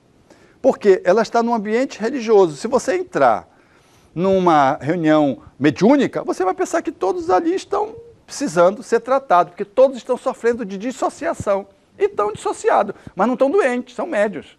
Um quer matar o outro diz que vai derrubar a casa. O psiquiatra diz que quer derrubar a casa, está doido. Vamos medicar esse cara. Não, mas aí acaba a reunião e ele volta para o normal. Ele está num ambiente, culturalmente, aonde ele pode viver, entre aspas, a esquizofrenia dele, a psicopatia dele, o transtorno do humor dele, a euforia dele. E depois que sai daquele ambiente, ele volta para o normal. Então, há uma diferença, notadamente feita pelo grande psiquiatra, o tcheco Stanislav Grof, que coloca muito claramente a diferença entre o estado emergente mediúnico e um quadro psiquiátrico, que são quadros que se assemelham na generalidade, mas eles têm uma história e eles têm um conjunto de sintomas que são muito diferentes. O quadro mediúnico ou o quadro obsessivo, que é um outro quadro que eu estava citando, eles sugerem uma doença psiquiátrica, mas ela não é uma doença psiquiátrica. No meu dia a dia, quantas situações eu tenho dessa forma? Que a gente vê, e às vezes o doente que sofre interferência espiritual ou que apresenta o quadro mediúnico, ele já nem diz para o psiquiatra, que senão ele sabe que vai tomar remédio. Não, doutor, eu não disse isso para ele porque ele não acredita. Você vê, ele tem o juízo, ele tem a capacidade de avaliar para quem ele diz as coisas. O doente mental, ele não tem essa capacidade, ele vai diz para um, diz para outro, entendeu? É diferente. Então, o psiquiatra, às vezes, ele confunde um quadro de obsessão ou de mediunidade. Então, a pessoa perdeu um ente querido. Como inúmeras situações eu vejo dessa ordem. Acompanhei inúmeras situações dessa ordem. Aí ela está vendo a mãe. Ora, se está vendo a mãe, o psicólogo diz, não fez o luto, está projetando que está vendo a mãe. É um quadro psiquiátrico? Não, é um quadro mediúnico. Se está ficando perturbado, é um quadro também obsessivo. Mas não é um quadro de natureza psiquiátrico. A pessoa não está fazendo um delírio ou uma alucinação visual. Ela está fazendo um registro espiritual. Porque eu vi essa situação, por exemplo, uma filha via a mãe, a outra filha via 5 filhas, 2 viam a mãe. Aí a mãe incorporou. Eu atendendo isso no centro espírita. A mãe incorporou e disse, não, eu estou preocupado, porque o padrasto vai querer assediá-las sexualmente. Eu quero que elas saibam, tinha desencarnado há 6 meses de câncer. Veja. E depois que disse isso, deu o recado, a gente conversou com a família, acabou a mãe. Conseguimos convencer de que a mãe podia se despreocupar, porque a mãe, por certo, tinha indícios e estava preocupada em proteger as filhas. E estava atormentando as filhas estavam se atormentando porque não tinham conhecimento. Essa família toda veio para o Espiritismo depois desse evento, que foi um evento espontâneo que aconteceu. Outro dia, por exemplo, eu estava atendendo uma senhora, e aí ela estava contando, ela entrou no consultório, uma pessoa que eu acompanho há muito tempo, não é espírita, é uma simpatizante, e disse, essa semana foi triste para mim. Mas o que foi que aconteceu? Ela disse, não, eu fui num velório, eu fiquei muito triste, mas o que foi que aconteceu? Não, ela tem uma pessoa de 18 anos, que ela é madrinha, acompanha a mãe criando. Essa menina, que é filha da mãe, casou com outro cidadão e teve um filho. Então ela tem uma irmãzinha de 7 anos, só por parte de mãe. Então o pai dessazinha de 7 anos, com 50 anos jogando bola, teve um infarto e morreu. Tinha acabado de aposentar. Então ela foi ao velório dar um apoio para sua sobrinha, para sua tutelada, que estava afetada porque a irmã estava muito mal, porque o padrasto dela e o pai de 7 anos tinha morrido. Ela não tinha um vínculo tão grande com esse padrasto, mas ela estava mais pela irmã. Então ela foi dar um apoio. Quando chegou lá, ela me dizendo, então, ele tinha outros filhos de outro casamento, um de 17 anos chorou muito, falando que lamentava não ter conversado com o pai, porque ele precisava ter dito muitas coisas, chorou muito. Uma outra filha, mais de 18 anos aproximadamente, ficou calada, estava aborrecida, e a de 7 anos, quando pegou a palavra, botou o pai nas alturas, disse que era o melhor pai do mundo, e falava o que o pai fazia por ela, que o pai ficava todo o tempo com ela, que o pai ia jogar bola, levava ela, que ele levava ela para passear, porque ele era um pai para essa criança de 7 anos que não conseguiu ser para as outras. Então essa de 7 anos falou e todo mundo chorou. E essa minha paciente também. Quando ela está me contando esse episódio do que a garota falou, ela começou a sentir dor no peito. Ai, tô com dor, tô com dor. Aí eu percebi intuitivamente que era uma interferência espiritual. Eu digo, não, fique tranquila, respire, feche os olhos, entre nessa dor. Quando ela entrou na dor, ela incorporou. Faziam 6 dias, aproximadamente. Quem comunicou? O finado. O defunto falou. E começou agoniado, aí eu comecei a tentar acalmá-lo e tudo. E ele agoniado, e confuso naturalmente, porque ele morreu de repente, ele não estava doente, estava jogando bola, teve um infarto com 50 anos, tinha acabado de aposentar. E aí, por isso não aposentem, tá? Não tem nada a ver o que eu disse uma coisa com a outra, né? Mas é só para... E aí, aí eu estou conversando com ele, aí de repente, lá pelas tantas, eu digo para ele, aí, pelo que ele estava ali, ele disse, não, eu queria que ela ajudasse também, porque ele sabia que ela ajudava a outra. Eu queria que ela ajudasse a minha filha. Porque tu está vendo a situação que aconteceu, mas ao mesmo tempo que ele dizia isso, ele estava muito ainda sem aceitar a situação, se adaptando ao mundo que ele sabia que estava vivo, mas tinha morrido, mas ele estava com aquela turbação normal do espírito que desencarna, sem ter o conhecimento espírita, naturalmente, ele não era espírita. E aí eu digo, pois é, tu viestes aqui, tu foste trazido aqui por alguém que te ama muito. Aí ele reagiu, essa é minha mãe. Eu digo, pois é, que bom a tua mãe, eu não suporto ela, eu odeio ela, e começou a xingar a mãe. A gente sabe que todo mundo xinga a mãe no trânsito, do outro, né? A nossa, e a gente xinga do outro, porque a nossa é sagrada. Então, mãe é um espaço muito delicado, muito delicado. E aí eu fiquei sem entender porque ele reagiu, aí eu contornei a situação, e fui, acalmei, ele se acalmou mais um pouco e tudo. E ele, portanto, confessou que ela tinha trazido, mas que ele a odiava. Tudo bem, acabou aquele momento, a paciente voltou, estava sentindo dor no peito, voltou, como é que você está? Não, estou bem. Ela disse, estranho, né, doutor Roberto? Eu digo, é, estranho. O senhor acha isso normal? Eu digo, acho. Aconteceu, é normal, né? Imagine seu espírito dizer, não, coisa do outro mundo, sexta-feira, 7, 13. Tudo bem. Seguiu-se a sessão. Na outra semana ela veio e disse, doutor Alberto, estou muito intrigada. O que é que foi? Não, eu não acreditei naquilo, doutor Alberto. Sabe o que eu fiz? Eu fui pesquisar. Digo, pesquisar o quê? Não, eu vi tudo que ele disse. Eu vi. Ele xingou a mãe dele e tudo. E o senhor disse que alguém tinha trazido, ele disse que foi a mãe, o senhor elogiou, ele xingou a mãe. Aí eu fui saber. Doutor Alberto, não é que é verdade? Digo, verdade o quê? Não, a mãe dele já tinha morrido. E ele não gostava da mãe dele, odiava a mãe dele. Eu digo, mas por quê? Não, porque quando ele nasceu, a mãe dele não pôde criar ele, deu para a irmã. A irmã criou ele. E ele nunca perdoou a mãe dele por ter dado ele para a irmã dele. A mãe dele morreu, sei que se ele tivesse se reconciliado com a mãe. Então veja essa mãe, sabe lá em que circunstância deu filho. O bichinho desencarnou, ela foi pegar ele, o bichinho ainda estava revoltado com ela, como a gente é rebelde, né? E a mãe que fez um parto para cá, estava fazendo um parto para lá, e o bicho novamente ainda reagindo. Aí eu digo, pois é normal. O Espiritismo faz a abordagem da déficit de atenção. O déficit de atenção, ele merece uma compreensão de que a alma que nasce nessa circunstância, e aí vai uma grande extensão, porque o transtorno do déficit de atenção, ele tem vários graus e tem várias interfaces. Às vezes é só o processo da concentração, às vezes vem junto uma hiperatividade, às vezes vem junto com impulsos, então há muitos matizes que envolvem o transtorno do déficit de atenção.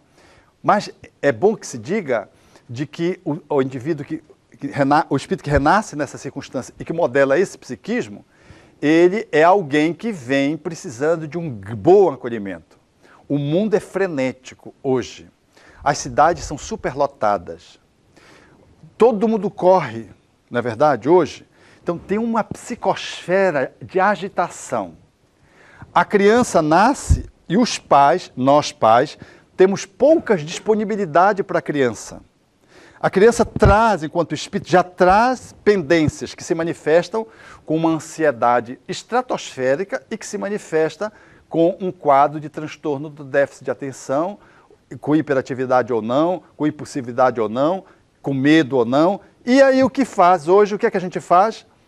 Ao invés de fazer um acolhimento, fazer uma redução da marcha, poder pacificar mais a criança, dar mais atenção e mais tempo para ela, eu vejo como os pais fazem no consultório. Menino te acomoda, até eu já fico agitado com a mãe. Porque se eu quero fazer uma criança dormir, eu posso, uma criança agitada, eu digo, e está correndo na casa, eu digo, menino vai dormir, menino vai dormir, menino te acomoda, tu não vai dormir, menino. Quer dizer, eu estou pilhando a criança. A fala, ela é hipnótica. Eu posso pilhar ou eu posso desacelerar. Não tem gente que fala com você assim, uma palestra, assim, bem devagar, e que você olha e tem a impressão que vai dormir. Dorme! É uma energia que se cria, é um magnetismo que se cria. Kardec estudou quando estudou a qualidade dos fluidos. Então, a gente precisa ver a qualidade dos fluidos, a atmosfera mental, nesse capítulo 14 de A Gênese, você vai ver. Então, a mãe tem que entrar no processo de pacificação para acolher o pai, para acolher a criança. Então, a gente diminui a luz, não precisa sair correndo atrás da criança, sai correndo, aí que a criança fica animada, porque ela pensa que você está brincando com ela. Você vai, chama para perto de você através de uma motivação, a criança vem. Se você puder colocá-la num espaço que pode ser uma cadeira de embalo, só para você dar o tom, porque a criança no embalo ela segura um pouco mais, pode ser uma rede. A rede é um dos principais instrumentos psicoterapêuticos que tem na Amazônia. Tudo melhora na rede. Quando o casal está em crise, quando quer conversar com o filho, chama o filho para a rede, põe na rede porque ele não pode sair. Então você fica na rede, e no crê, e você vai tratando, né? Uma dificuldade com o esposo, com a esposa, que ao invés de resolver com sexo, porque sexo não resolve problema de conversa, né? E rede não é bom para fazer sexo, né? Rede é bom para conversar, pitar para a rede, ficar lá do ré com ré, as pazes conjugais se fazem, e traz a criança e pode fazer o mesmo. Essa forma de lidar com a criança é uma forma que vai levando a criança a refletir você. Nós precisamos respirar no coração. André Luiz fala do chakra do sentimento, que é o chakra cardíaco. Respirando no coração, você explora um ambiente de amorosidade capaz de você ter mais paciência com o filho, você ter paciência. Porque o que é que acontece, abrindo parênteses? A gente fica agoniado e quer que resolva. Qual é que a gente quer resolver? O que a gente faz? Joga para a escola. No Brasil, o que é que a escola faz? Joga para um cuidador. Tipo, a família, olha, tem que alguém acompanhar a criança. Porque a escola não dá conta. Então, a família dá para a escola e diz assim, o que a escola está fazendo? Não, a escola não tem que fazer a educação da criança. Quem tem que fazer é o lar. A escola entra como apoio, a gente transfere a responsabilidade. A escola transfere para o governo. E o governo transfere para as ONGs. Fica um jogo de empurra, rifando a criança hiperativa, a criança especial. Isso não é justo. Tem que haver um mecanismo sinérgico no qual os protagonistas primeiro são os pais, depois os pedagogos, não os psicólogos. Pode também ser os psicólogos. Porque a abordagem norte-americana, ela se inclina mais para o quê? Para o remédio. É para o remédio. As escolas brasileiras, a criança começou a levantar das salas, põe Ritalina na criança, vai dando... Eu fico impressionado como se fez a cabeça, porque aí tem uma indústria, nós precisamos ser lúcidos, há uma indústria medicamentosa aí que vive do medicamento. E quando você dá medicamento, você silencia impulsos, mas não trata as causas. Aí a escola sugere que a ONG ou o médico, e aí o médico entra com remédio, e aí, entre aspas, se resolve, algumas vezes, você chapa a criança. A abordagem francesa é diferente, é a psicoterapia. Há uma psicoterapeuta, uma pedagoga brasileira chamada Isabel Parolin, que escreveu um livro com um pediatra da USP, um livro a dois, mostrando como se faz o atendimento das crianças hiperativas, sem medicamento. Se você quiser usar uma medicação, você usa uma medicação natural, uma medicação homeopática, usa um floral, usa fitoterapia, Pode usar, sim, mas a abordagem ela precisa ser de natureza psicopedagógica, ao lado, apoiando a família. A família precisa ser instrumentalizada para saber como lida com a criança. Então, penso que os passes ajudam demasiadamente. Nós temos lá na nossa Belém do Pará 3 instituições que fazem trabalhos especializados na evangelização infantil para crianças especiais. Então, quando você tem uma criança especial, os centros encaminham para aqueles 3 centros espíritas que fazem esses atendimentos, que é feito por espíritas e profissionais que fazem um atendimento espiritual específico com a retaguarda dos passes, a retaguarda da reunião mediúnica, porque entra componentes espirituais que também incrementam a hiperatividade. Mas nós precisamos, meus irmãos, ter muita amorosidade. Quando você está atendendo alguém, mesmo que não seja criança, inquieto, o que é que se faz quando se tem um paciente em surto? Logo se quer medicar. Se é o psicólogo, manda para o psiquiatra larga remédio. Nós não temos disponibilidade para atender empaticamente o enfermo que está com o psiquismo aberto para que você veja os seus sintomas. Se você tiver compaixão, você é capaz de poder fazer uma intervenção psicoterapêutica de alto gabarito e é capaz de entender a dinâmica do paciente. Não é contra o remédio, você pode usar o remédio, mas você não pode se excluir, porque como o médico ele não tem disponibilidade, ele põe o remédio no lugar. Então, se você se enche de compaixão, você atende o paciente psiquiátrico que está agoniado. Eu vi isso em Goiânia, um colega nosso, psiquiatra, chamado Mauro. Tinha um paciente que não falava. Então, ele começou a atender esse paciente, o pessoal internado, não se sabia a família dele. E lá, num dia, ele encaminhou para o trabalho de terapia ocupacional. Era a TO que fazia esse trabalho, né? A terapia ocupacional.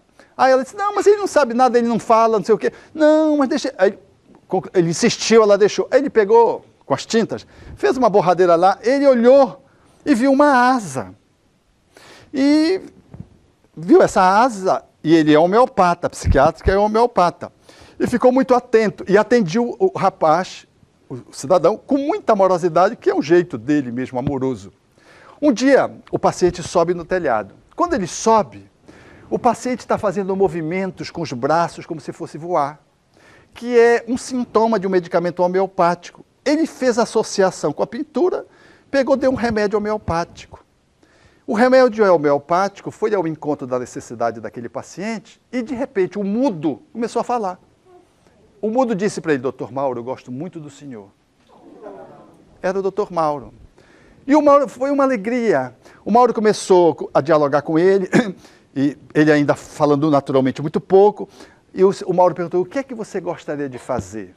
Ele disse, eu gostaria, depois, de falar no microfone. Tinha um microfone que falava para todo o hospital. Vocês precisavam ver a alegria quando o paciente foi para o microfone, era o Mauro, o mudo que estava falando. Quando foi fazer a nova pintura, sabe o que ele fez? Ele desenhou um pássaro. Ele melhorou, desenhou um pássaro. Como ele começou a falar, foi possível saber quem era a família, de onde ele tinha vindo. Foi possível fazer a inserção familiar dele. E diz esse colega, 6 meses depois, num dado momento, ele sendo acompanhado, já morando com a família, 6 meses depois, num dia que não era a consulta dele, ele voltou e disse, o que você está fazendo? Ele disse, doutor Mauro, eu comecei a sentir algumas coisas que eu senti da outra vez que eu adoeci.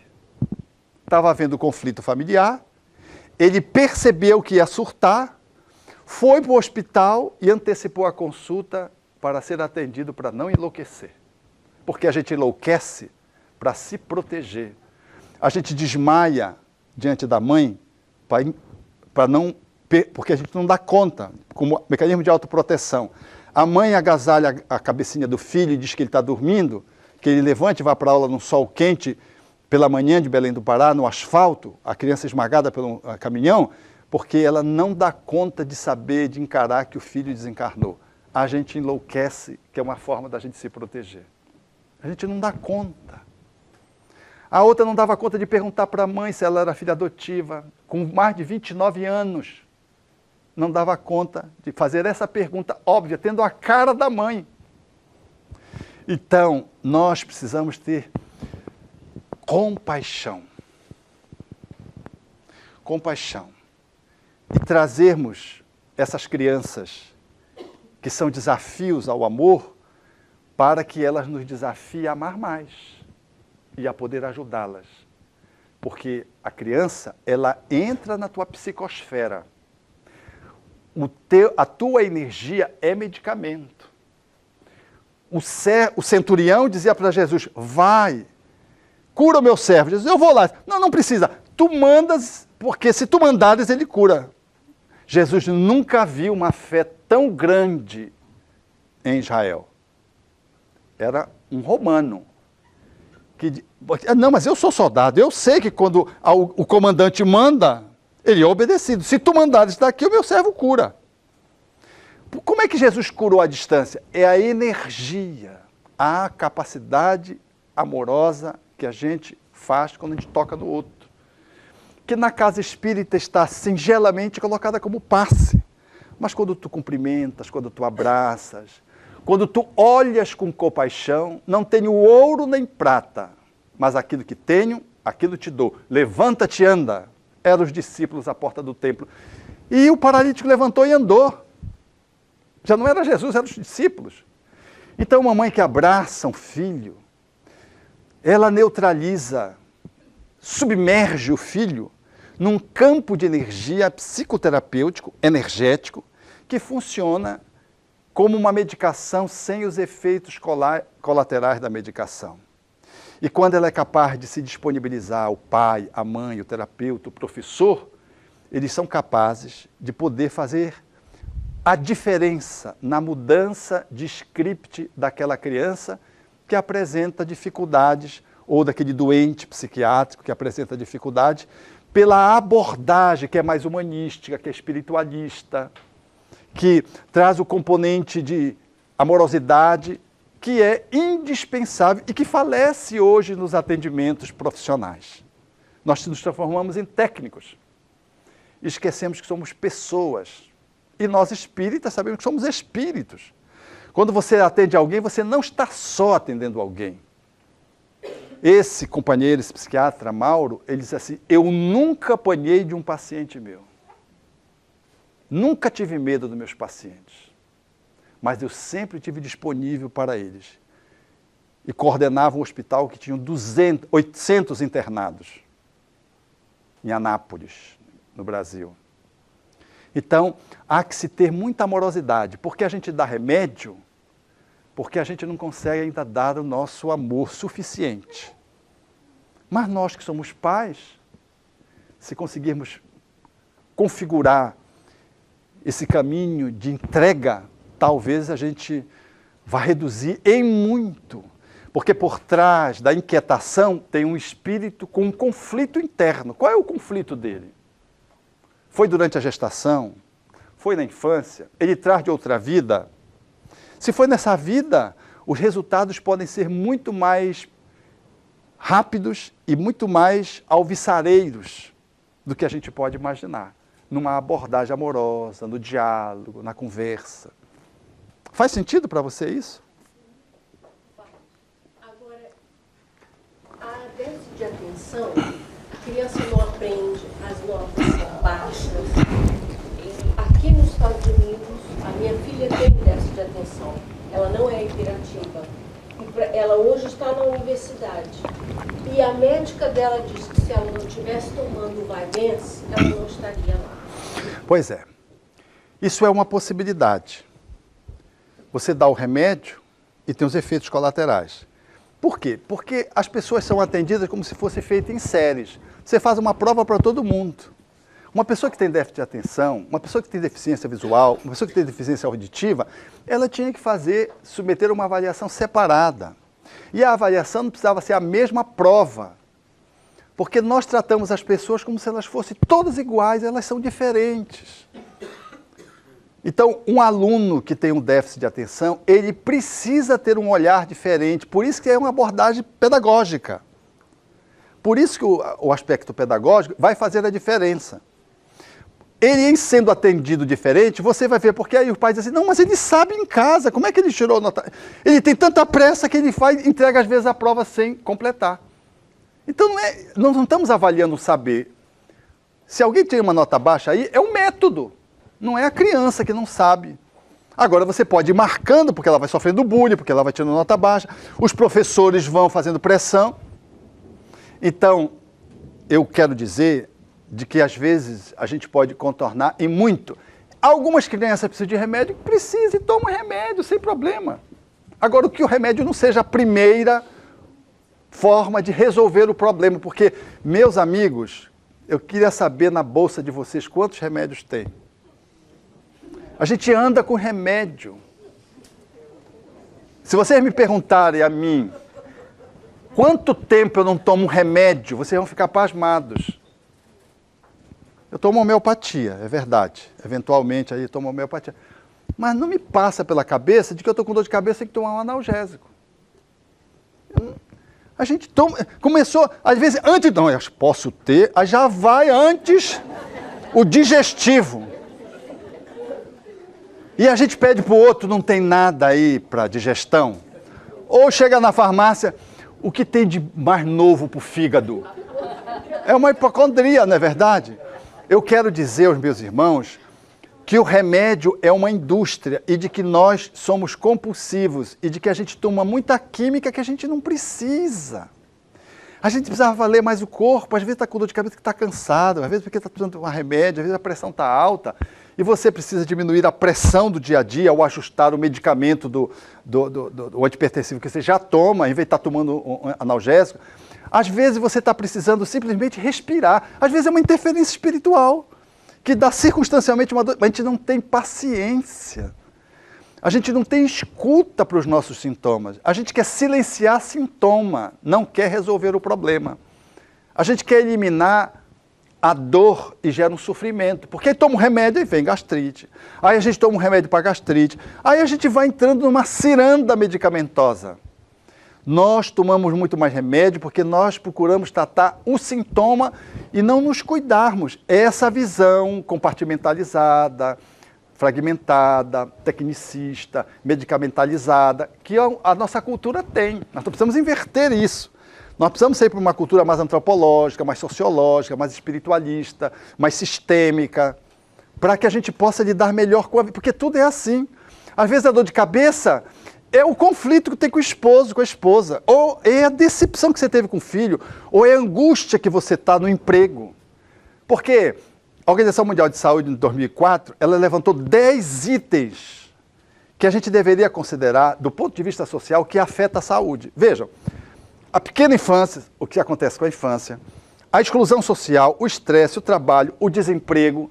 Olha quanta coisa em 10 itens que a gente nem pensa quando se trata de saúde, mas é fundamental que a gente pense nessas coisas quando se trata de saúde. Porque nós não pensamos saúde na pessoa.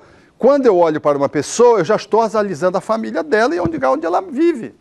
Porque é uma pessoa que vem tonta, que não come, que o chão em que a casa onde ela mora é um chão de barro e é um espaço só, ela está precisando de comida. Entendeu?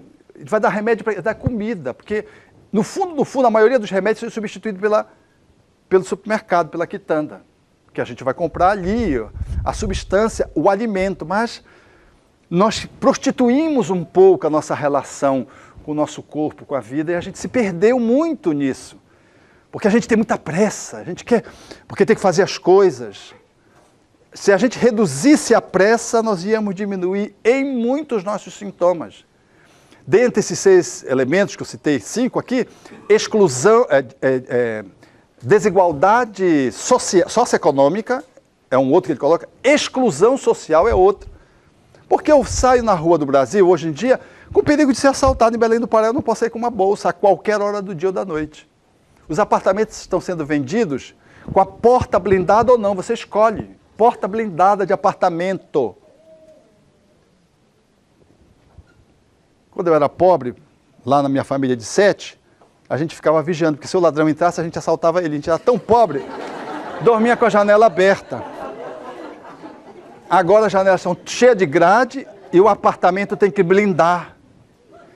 Isso afeta a saúde? Afeta a síndrome pré-traumática. Você ainda nem sofreu o trauma, está adoecendo. Antes era a síndrome pós-traumática, sofreu um trauma e tinha que tratar. Agora é a síndrome pré-traumática, que gera o adoecimento psíquico. As professoras, posso dizer, do Brasil, depois de 21 anos de trabalho, elas começam a entrar com atestado médico.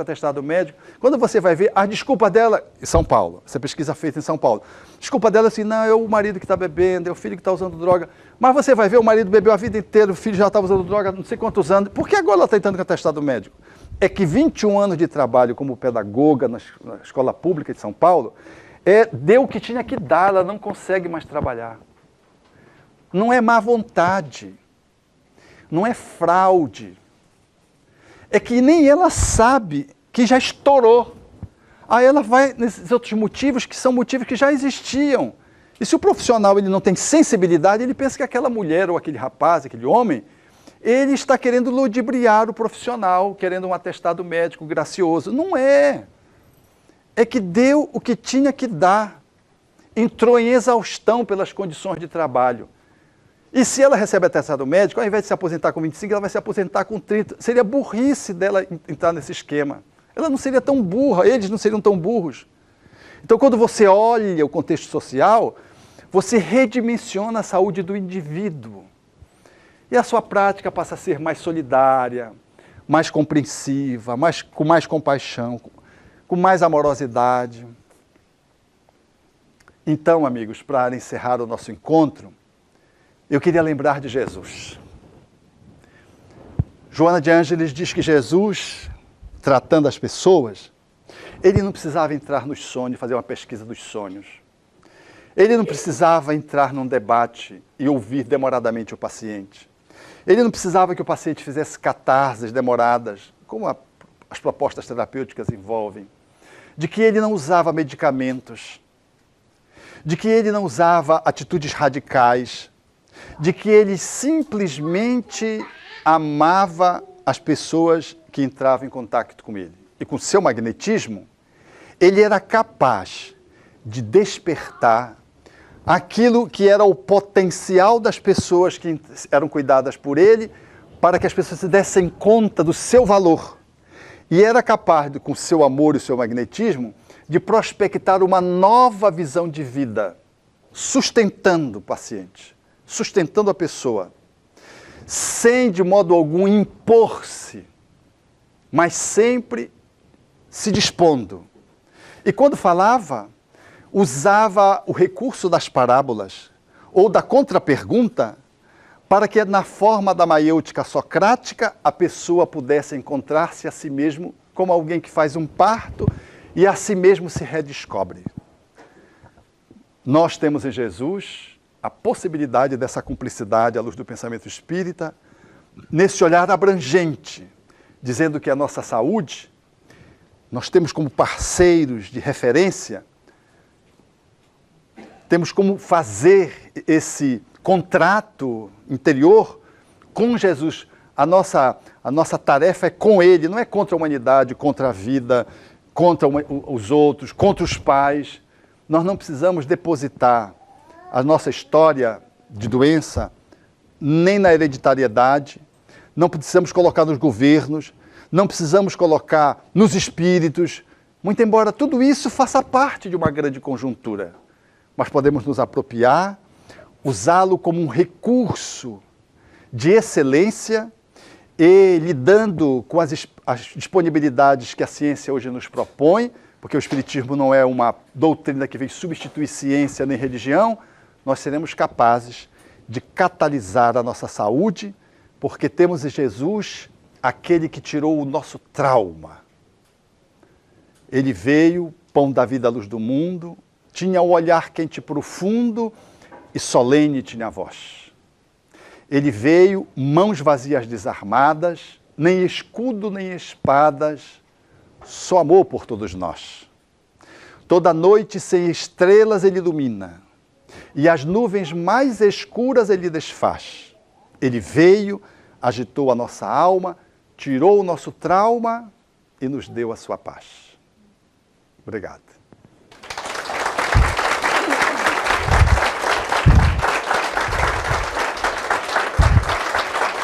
Obrigado, querido.